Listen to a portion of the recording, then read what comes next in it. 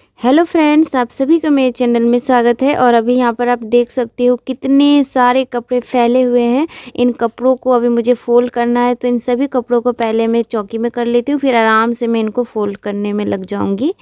तो देखिए फ्रेंड्स, यहाँ पर कितने सारे कपड़े हैं और ये सारे जो कपड़े हैं मैंने एक वीडियो बनाया है, हॉल वीडियो है वो, और उसी में मैंने ये सारे कपड़े दिखाए हैं नए नए। तो अभी बस ये सब ऐसे ही बिखरा पड़ा है क्योंकि वीडियो मैंने मॉर्निंग में बनाया हुआ था। उसके बाद फिर घर का काम वगैरह, फिर दोपहर का काम, फिर बच्चों को खाना वगैरह खिलाकर, और अब मैं जा रही हूँ इनको फोल्ड करने। बस मैंने ऐसे ही यहाँ पर रख दिया था, तो मैं इनको फोल्ड करती हूँ। और मैं ऐसे ही करती हूँ जैसे कि कुछ लंबा काम करना है, जैसे कि कभी मैं सब्जी काट रही हूँ या फिर कुकिंग कर रही हूँ या फिर कपड़े फोल्ड कर रही हूँ, तो मैं कहानियाँ लगा लेती हूँ और ये कहानियाँ बहुत मज़ेदार होती है। तो कुछ दिन पहले ही मैंने आपको एक कहानी सुनाई थी, कितनी मोहब्बतें हैं। और ये जो कहानी है ये माँ बेटे के एक अटूट रिश्ते की कहानी है। और हम सब जानते हैं कि माँ बेटी का जो बॉन्ड होता है सबसे वो अनोखा होता है। दुनिया में चाहे जितने भी रिश्ते हो, ये रिश्ता सबसे ऊपर आता है। तो ऐसे ही एक माँ बेटी की कहानी होती है और मीरा के ऊपर ही ये शुरू से लेकर लास्ट तक आधारित है। तो वो कहानी जो थी वो बहुत लंबी थी और मैंने आपको थोड़ा सा ही सुनाया था, और आप सभी ने उस वीडियो में कमेंट भी किया था कि आपको कहानी पूरा सुनाना चाहिए। तो अभी मैं जब तक अपने कपड़े फोल्ड करती हूँ, आप ये कहानी सुनिए, उसके बाद मैं आप सभी से मिलती हूँ। भोपाल के मालवीय नगर में घर के बाहर भीड़ लगी हुई थी। सावित्री देवी का आज सुबह सुबह ही निधन हो चुका था। परिवार के नाम पर उनकी एकमात्र बेटी मीरा राजपूत थी। सावित्री पिछले कई सालों से गंभीर बीमारी से जूझ रही थी और आज उन्होंने अपनी आखिरी सांसें लेते हुए दुनिया को अलविदा कह दिया। मीरा की उम्र 21 वर्ष थी। वो कॉलेज के अंतिम वर्ष में थी। सावित्री का निर्जीव शरीर उसकी आंखों के सामने सफेद चद्दर से ढका हुआ पड़ा था। मीरा की आंखों से आंसू बहते जा रहे थे। पास बैठी औरतें उसे सांत्वना दे रही थी, लेकिन माँ को खो देने का दुख सिर्फ मीरा ही जान सकती थी। अपना कहने के लिए एक वो ही तो थी इस दुनिया में। सावित्री ने मीरा को उसकी पढ़ाई के लिए इंदौर भेज दिया था, जिसकी खास वजह सिर्फ सावित्री ही जानती थी। इंदौर में मीरा नेशनल कॉलेज में पढ़ती थी और उसी कॉलेज के एक हॉस्टल में रहती थी। मीरा बहुत ही कम बोलने वाली लड़की है। वो अपना अधिकतर समय किताबों में ही बिताया करती थी। कॉलेज में उसकी एकमात्र दोस्त थी निधि व्यास, जो कि इंदौर में रहती थी अपने परिवार के साथ। निधि और मीरा दोनों बहुत अच्छी दोस्त थीं।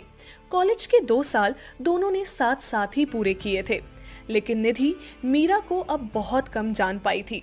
वजह थी मीरा का अंतर्मुखी होना, या शायद हालातों ने उसे उम्र से पहले ही परिपक्व बना दिया। मीरा इस बार बिना निधि को बताए भोपाल आ गई थी। सावित्री के अंतिम संस्कार की तैयारी हो चुकी थी।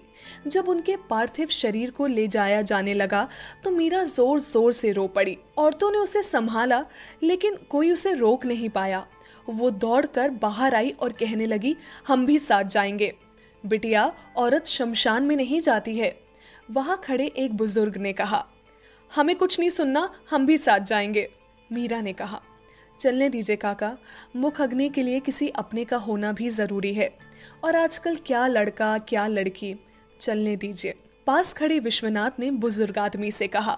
सभी वहां से सावित्री का पार्थिव शरीर लेकर निकले। आंखों में आंसू भरे, हाथ में अग्नि का पात्र पकड़े मीरा चले जा रही थी। उसके बेजान पैरों में जैसे हिम्मत ही नहीं थी। माँ के साथ उसने बहुत कम वक्त गुजारा था। न जाने वो कौन सी वजह थी जिससे माँ ने उसे हमेशा खुद से दूर रखा। सोचते हुए और बीती बातों को याद करते हुए शमशान आ चुका था।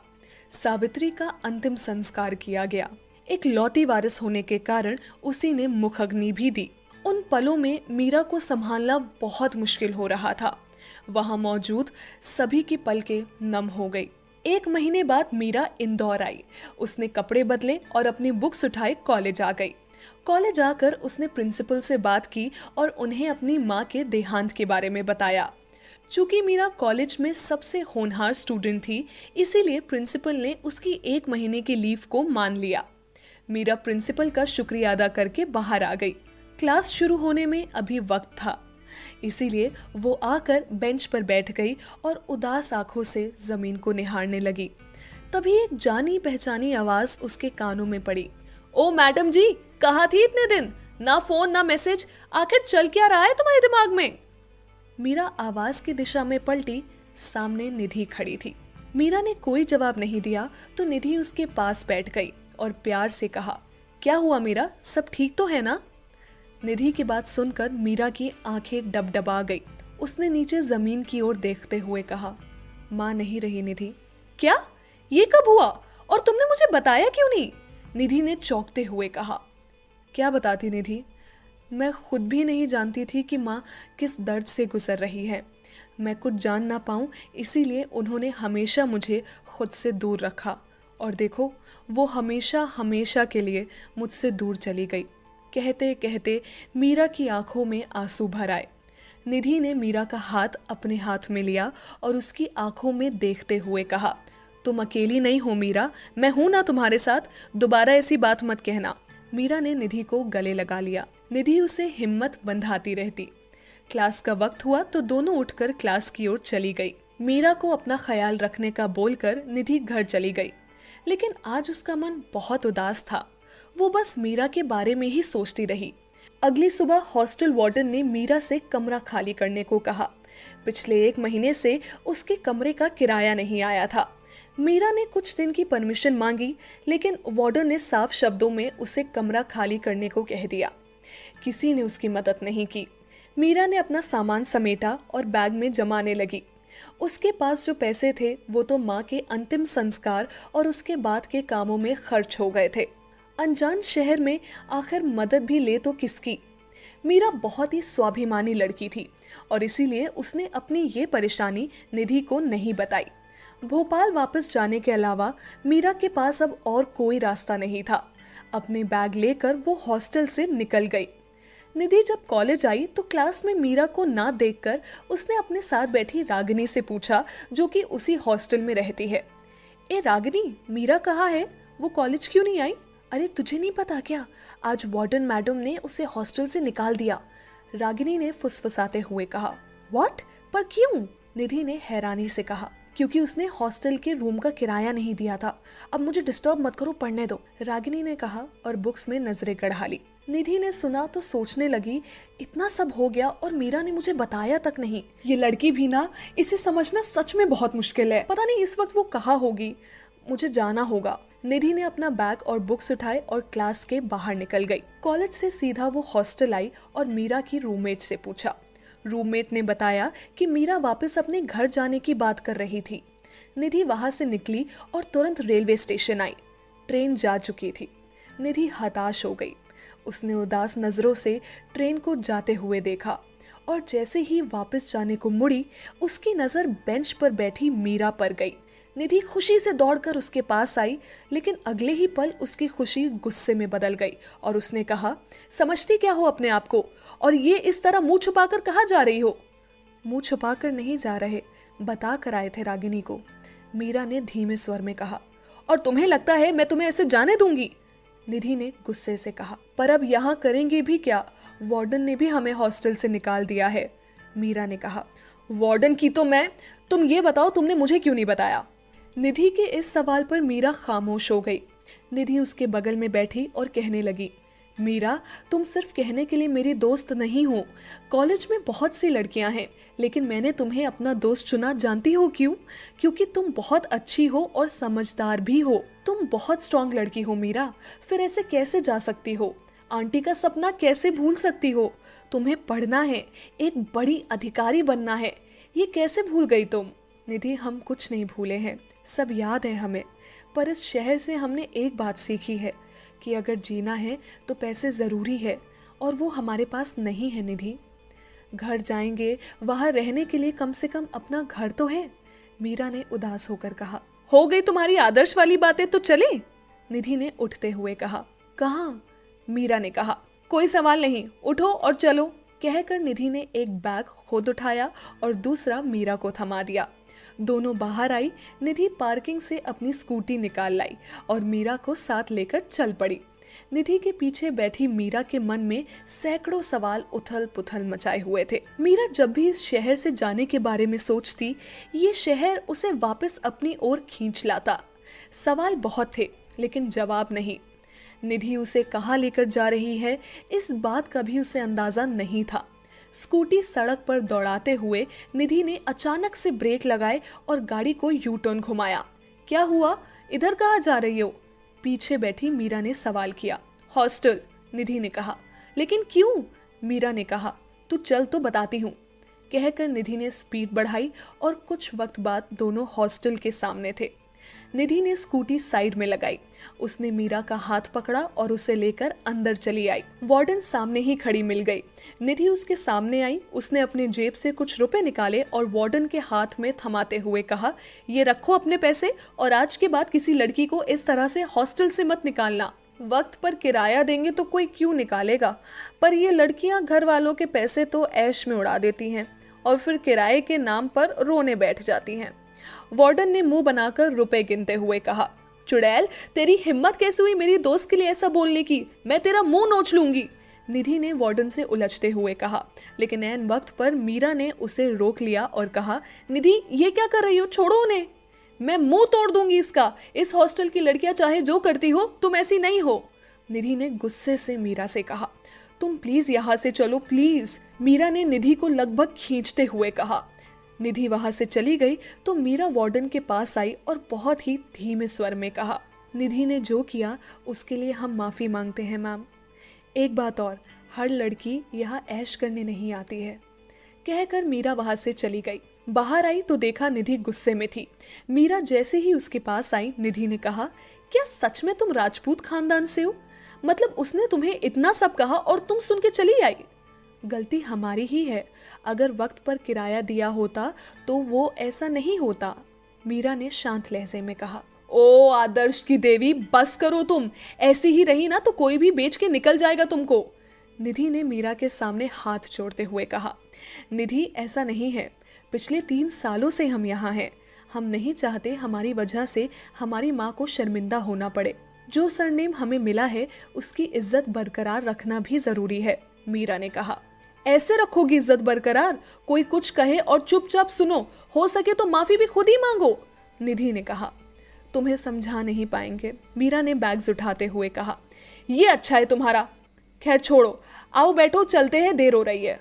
निधि ने स्कूटी स्टार्ट करते हुए कहा। अब कहाँ चलना है? मीरा ने कहा।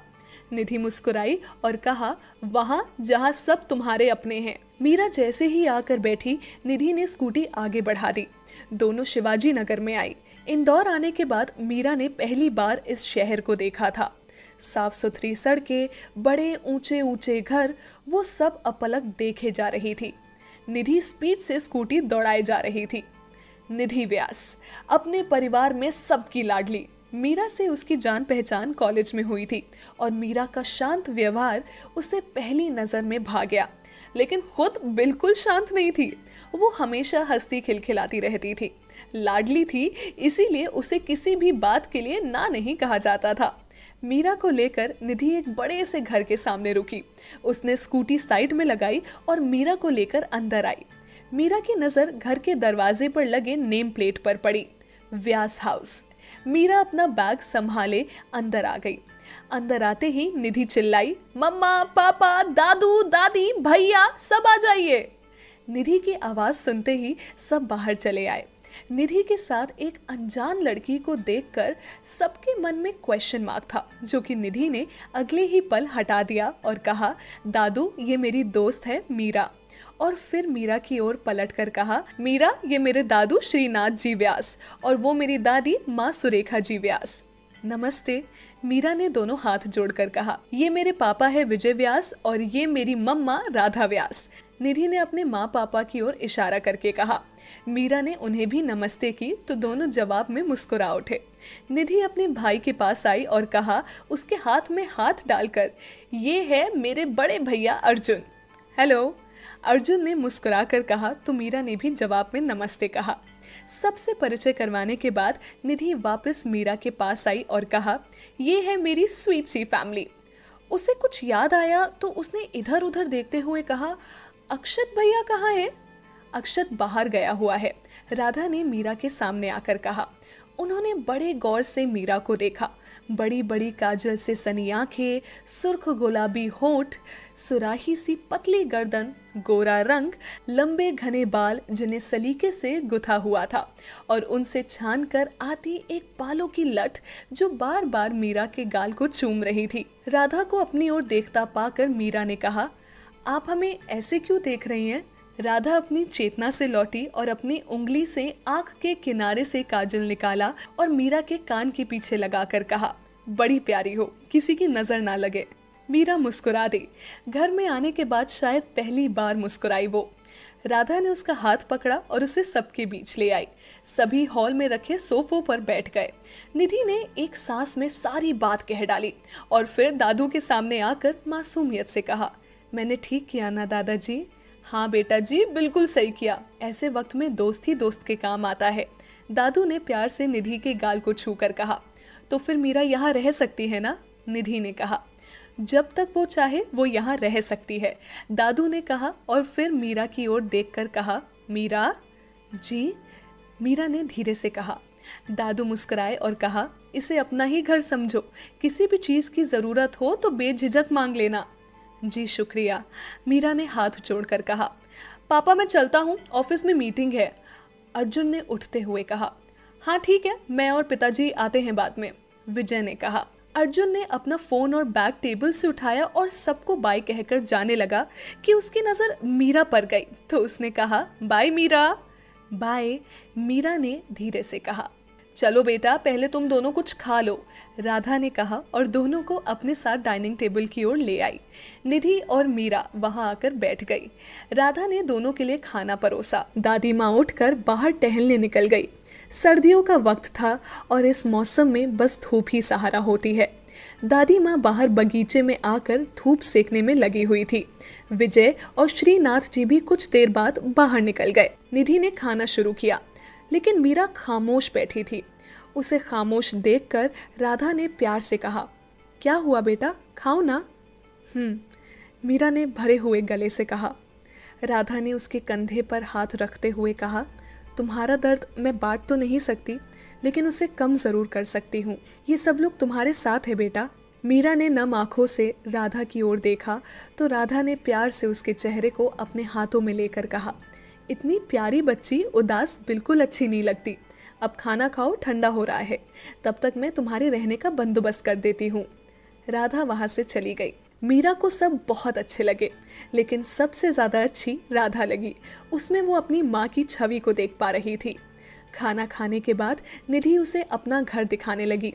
घर काफ़ी खूबसूरती से बनाया हुआ था। नीचे एक तरफ दादा दादी का कमरा था, उससे लगकर पूजा घर जहाँ बड़ी सी शिव पार्वती की मूर्ति थी। मंदिर से लगकर ही रसोई घर था जिसके सामने डाइनिंग बना हुआ था। विजय और राधा का कमरा सीढ़ियों के बिल्कुल पास से लगकर था और एक था ऑफिस रूम जहाँ बैठकर काम की बातें की जाती थी। घर के पीछे की तरफ बगीचा था जिसमें हरी घास फैली हुई थी और एक कतार में गमलों में पौधे लगे हुए थे। ये सब दिखाकर निधि मीरा को ऊपर लेकर आई जहाँ 3 कमरे और एक बड़ा सा हॉल बना हुआ था जहाँ 2 कमरे साथ थे और तीसरा इनसे अलग बिल्कुल सामने हॉल से मिलाकर बनाया हुआ था। इनमें से एक कमरा अर्जुन का था और एक निधि का। सामने जो कमरा था उसके बारे में निधि ने मीरा से कुछ नहीं कहा। मीरा ने भी नहीं पूछा। निधि जैसे ही दरवाज़ा खोलकर अपने कमरे में आई, एक तेज बदबू से दोनों ने अपना नाक बंद कर लिया। निधि ने दरवाज़ा वापस बंद किया और मम्मा को आवाज़ लगाई। राधा ऊपर आई और कहा, सॉरी बेटा, वो आज सुबह गलती से तुम्हारे कमरे में क्लीनर की बोतल टूट गई। मैंने साफ करने को कहा है, रघु कर देगा, लेकिन तब तक हम लोग कहाँ जाएं? मीरा को फ्रेश भी होना है, हालत देखो इसकी। निधि ने कहा, एक काम करो ना, तब तक नीचे मेरा वाला रूम इस्तेमाल कर लो। राधा ने कहा, रहने दीजिए, मैं अर्जुन भैया का कमरा यूज़ कर लूँगी। निधि ने कहा, ठीक है, कहकर राधा चली गई। दोनों अर्जुन के कमरे में आई। मीरा ने देखा कमरा बिल्कुल साफ सुथरा और व्यवस्थित था। एक एक चीज सलीके से रखी हुई थी। मीरा बड़े गौर से ये सब देख रही थी तो निधि ने कहा, भैया हमेशा अपने कमरे को टिप टॉप रखते हैं अपने जैसे। मीरा मुस्कुरा दी तो निधि ने कहा, अच्छा तुम नहा लो, तब तक मैं नीचे से तुम्हारा सामान ले आती हूँ। मीरा नहाने बाथरूम में चली गई और निधि नीचे। मीरा नहाकर बाहर आई तो उसे टेबल पर रखे अपने कपड़े मिल गए। मीरा ने कपड़े पहने और गीले बालों को सुखाने कमरे से बाहर आ गई, लेकिन हॉल की बालकनी के अलावा धूप और कहीं नहीं थी। मीरा गीले बालों को तौलिए में लपेटे हॉल की बालकनी के पास आई और बाल सुखाने लगी। तभी उसकी नजर हॉल से जुड़े उस कमरे के दरवाजे पर गई, जिस पर बड़े बड़े अक्षरों में लिखा था, अक्षत व्यास, अ कॉम्प्लिकेटेड बॉय। ऐसी नेम प्लेट कौन रखता है? बाल सुखाकर मीरा वहां से निधि के कमरे की ओर आती है। रघु कमरे की सफाई कर चुका था। निधि अपने और मीरा के लिए कॉफी ले आई और उसे लेकर अपने कमरे में आई। मीरा ने देखा कमरा बहुत खूबसूरत था। बड़ा सा गद्देदार बिस्तर जिस पर फूलों वाली बेडशीट बिछी हुई थी, चौकोर और गोल तकियों का ढेर लगा हुआ था। उन्हीं के बीच पड़ा था एक हल्के गुलाबी रंग का टेडी। मीरा कमरे का जायजा लेने लगी। बिस्तर के बिल्कुल सामने कबर्ड बने थे, उनसे लगकर अटैच बाथरूम था। दीवार से लगकर एक स्टडी टेबल था जिसके ऊपर किताबें रखी थी और एक नाइट लैम्प भी। बिस्तर से कुछ ही दूर एक बड़ी खिड़की थी और उससे लगकर एक बालकनी थी जिसमें हल्के गुलाबी रंग के पर्दे थे। मीरा को ऐसे देखकर निधि ने कहा, अरे क्या हुआ, बैठो ना, कॉफी ठंडी हो जाएगी। कहकर निधि बिस्तर के एक किनारे पर बैठ गई और निधि की ओर देखकर कहा, समझ नहीं आ रहा निधि, तुम्हारा ये एहसान हम कैसे चुका पाएंगे। तुमने हमें यहाँ लाकर हम पर बहुत बड़ा एहसान किया है। तुम फिर शुरू हो गई। नीचे दादू ने क्या कहा था कि एक दोस्त ही दोस्त के काम आता है, तो इसमें एहसान कैसा हुआ बोलो? निधि ने डपकते हुए कहा। तुम नहीं जानती निधि, तुमने हमारे लिए क्या किया है। मीरा ने शांत भाव से कहा। अच्छा, जब जरूरत होगी तब हम तुमसे कुछ मांग लेंगे, तुम दे देना, उतर जाएगा एहसान। निधि ने कॉफी का घूंट भरते हुए कहा। ठीक है, मीरा ने कहा। ऐसे नहीं, वचन दो मुझे। तुम राजपूत लोगों के लिए तुम्हारा वचन बहुत इंपॉर्टेंट होता है ना, चलो दो। निधि ने हाथ आगे करते हुए कहा। मीरा ने उसके हाथ पर अपना हाथ रखा और कहा, हम वचन देते हैं, तुम जो मांगोगी हम देंगे। निधि मुस्कुराते हुए मीरा के गले लगी और कहा, तुम खुश रहो, इससे ज्यादा मुझे कुछ नहीं चाहिए। मीरा भी मुस्कुरा दी। निधि ने वहीं बैठे बैठे मीरा को घर वालों के किस्से सुनाना शुरू किए। चलो मैं तुम्हें सबके बारे में बताती हूँ। सबसे पहले दादाजी के बारे में। दादू एकदम मस्त इंसान है। मैंने कभी भी उनको गुस्सा करते नहीं देखा, हमेशा हंसते मुस्कुराते रहते हैं। सबसे ज्यादा प्यार दादी माँ को करते हैं। जानती हो, उस जमाने में भी दोनों ने लव मैरिज की थी। हाउ रोमांटिक ना। दादी माँ कोलकाता से हैं, इसीलिए साल में एक बार दादा दादी वहाँ जरूर जाते हैं एज अ लव बर्ड्स। हंसने लगती है निधि। इस उम्र में भी उन दोनों के बीच इतना प्यार है। सच में दादी माँ बहुत लकी है, मीरा ने कहा। निधि मुस्कुराई और कहने लगी, हाँ बिल्कुल, उन दोनों के बाद मम्मी पापा है। पापा तो हर वक्त काम में बिजी रहते हैं और मम्मा पापा की जरूरतों का ख्याल रखने में बिजी रहती हैं। जब घर में हो तब भी और ऑफिस हो तो फोन करके उन्हें खाने दवाइयों के बारे में याद दिलाती रहती हैं। निधि रुकी और मीरा की ओर देखकर कहा, पता है मीरा, मम्मा पापा ज्यादा बात नहीं करते, फिर भी मम्मा को पता होता है कि पापा को किस वक्त क्या चाहिए। इंटरेस्टिंग ना, क्योंकि उन दोनों में ढेर सारा प्यार है। मीरा ने निधि की बातों में दिलचस्पी दिखाते हुए कहा। हाँ, उसके बाद अर्जुन भैया बिल्कुल तुम्हारी तरह है, शांत, आदर्शवादी और चुप चुप रहने वाले। उन्हें शोर शराबा बिल्कुल पसंद नहीं है। MBA किया है और अब पापा के साथ मिलकर ऑफिस संभाल रहे हैं, निधि ने कहा। सब हो गए, मीरा ने उठते हुए कहा। निधि ने मीरा का हाथ पकड़कर वापस बैठाया और कहा, अरे एक इंसान के बारे में तो मैं बताना ही भूल गई। कौन? मीरा ने कहा, अक्षत भैया। दुनिया के 8वें अजूबे कहो तो गलत नहीं होगा। उनको ना आज तक कोई नहीं समझ पाया है, मम्मा पापा भी नहीं। अभी अभी कॉलेज खत्म हुआ है उनका, हिस्ट्री में कॉलेज में टॉप किया है उन्होंने, निधि ने चहकते हुए कहा। नाइस, मीरा ने धीरे से कहा। वो जो सामने हॉल से लगकर कमरा बना है ना, वो उन्हीं का है। उस साइड कोई नहीं जाता, उनका कहना है वो उनका हिस्सा है।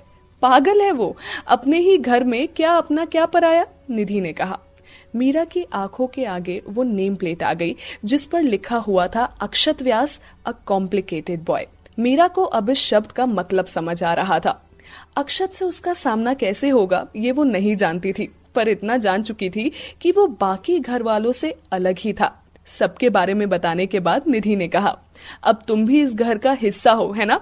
तो तुम्हारा इंट्रो मैं लोगों को ऐसे दूंगी। ये है मेरी सबसे खूबसूरत दोस्त मीरा राजपूत। थोड़ी चुप चुप, थोड़ी खामोश, लेकिन इसकी आंखें बहुत बातें करती हैं। मीरा हंसने लगी और कहा, अरे बस कर, हम इतने भी खूबसूरत नहीं हैं। निधि ने मीरा की ओर देखा और कहा, हाय, इतनी खूबसूरत हो कोई भी मर मिटे। मैं लड़का होती ना तो पक्का शादी कर लेती तुमसे। चुप करो, सच में बहुत बड़ी नौटंकी हो तुम, मीरा ने उठते हुए कहा। अच्छा मीरा, मार्केट चले? निधि ने कहा। निधि, अगले महीने हमारे एग्जाम शुरू होने वाले हैं और 1 महीने कॉलेज नहीं आने की वजह से मेरा सारा रिवीजन बाकी है। मैं नहीं जा पाऊंगी प्लीज, मीरा ने कहा। इट्स ओके, मैं भी नहीं जा रही फिर, निधि ने वापस बैठते हुए कहा। अरे तुम क्यों नहीं जा रही अब? मीरा ने कहा। तुम्हें अकेला छोड़कर अच्छा लगता है क्या? निधि ने मासूमियत से कहा।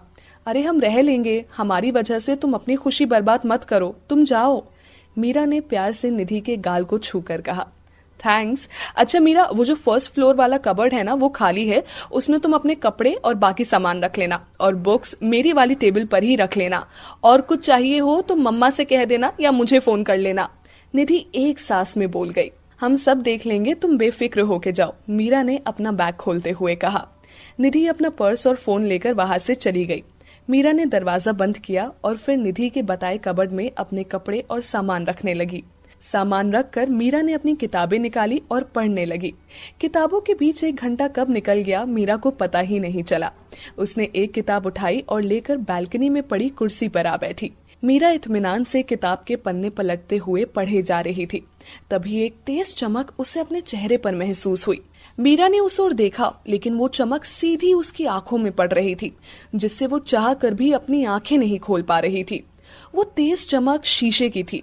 मीरा साइड में हुई तो पत्तों की ओट में नीचे खड़े किसी शख्स की आंखें दिखी। जिस शीशे की चमक मीरा की आंखों में आ रही थी, वो शीशा नीचे खड़े उस शख्स की घड़ी का ही था, जो उसके हाथ में बंधी हुई थी। जैसे ही उसने हाथ ऊपर किया, एक बार फिर वही रोशनी मीरा के चेहरे पर आ गिरी। मीरा ने देखने की कोशिश की, लेकिन इस बार सिर्फ उसके सुर्ख होंठ दिखाई दिए। मीरा को झुंझलाहट हो रही थी।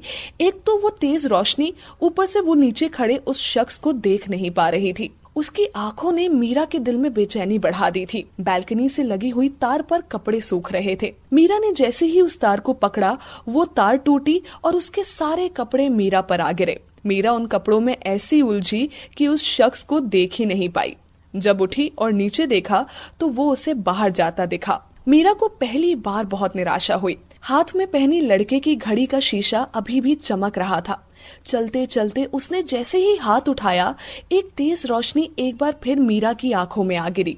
मीरा अंदर आकर लेट गई, लेकिन आंखों के आगे बार बार वो 2 आंखें और सुर्ख होठ आ रहे थे।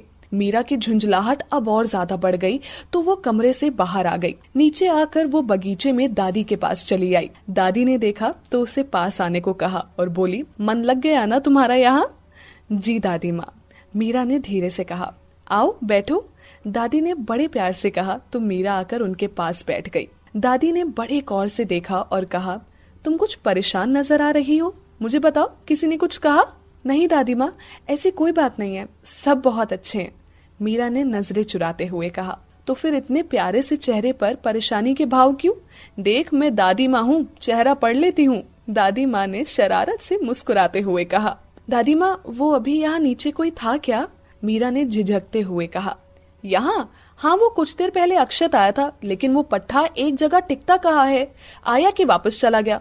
उस लड़के को बस दिन भर घूमना फिरना मस्ती करनी है, पता नहीं अपनी जिम्मेदारियों को कब समझेगा ये, दादी ने कहा। ओ, तो वो थे, अभी उससे मिली भी नहीं हूँ और टॉर्चर करना शुरू। आई होप हम उससे ना ही मिले, मीरा ने मन ही मन कहा। क्या हुआ, तुमसे कुछ कहा उसने? दादी ने पूछा। नहीं दादी माँ, कुछ नहीं कहा, हम तो बस ऐसे ही पूछ रहे थे, मीरा ने कहा। अच्छा, तुम कहाँ से हो? दादी ने पूछा। जी भोपाल से, मीरा ने कहा। और उसके बाद दोनों के बीच बातचीत शुरू हो गई, जिससे मीरा उन आंखों को कुछ देर के लिए भूल गई।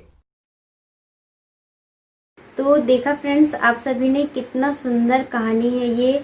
और यहाँ पर मैंने कहानी सुनते सुनते ये कपड़े भी फोल्ड कर लिए और पता ही नहीं चला कब मैंने कपड़े भी फोल्ड कर दिए। और इतनी अच्छी कहानी थी कि कभी कभी कोई ऐसी कहानियाँ होती है कि हम बहुत ज़्यादा इमोशनल हो जाते हैं और हमारे मन में बस यही चलता है कि अब आगे क्या होगा। माँ के गुजर जाने के बाद मीरा बिल्कुल अकेली सी हो गई थी, लेकिन इतने दिनों के बाद अब लग रहा था कि मीरा की ज़िंदगी में प्यार वापस आने वाला है।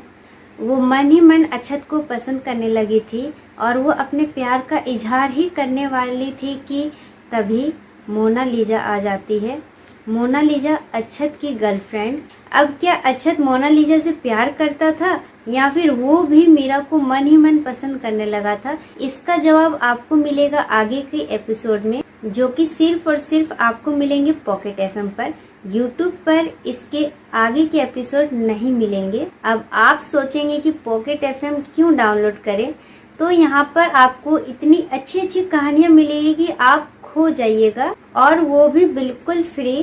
तो पॉकेट एफएम को आप डाउनलोड कर सकते हैं, नीचे डिस्क्रिप्शन बॉक्स में लिंक है, उसके जरिए से भी, या फिर प्ले स्टोर में आपको सर्च करिएगा पॉकेट एफएम तो आप वहां से भी डाउनलोड कर सकते हैं। तो जल्दी से जाइए, डाउनलोड कीजिए और कितनी मोहब्बतें हैं और ऐसे ही अन्य मज़ेदार कहानियों का आनंद उठाइए। तो उम्मीद करती हूँ फ्रेंड्स आप सभी को ये कहानी अच्छी लगी होगी। अच्छी लगी तो प्लीज़ वीडियो को लाइक कर दीजिएगा। हम फिर मिलेंगे अच्छे से नए वीडियो के साथ। Bye bye.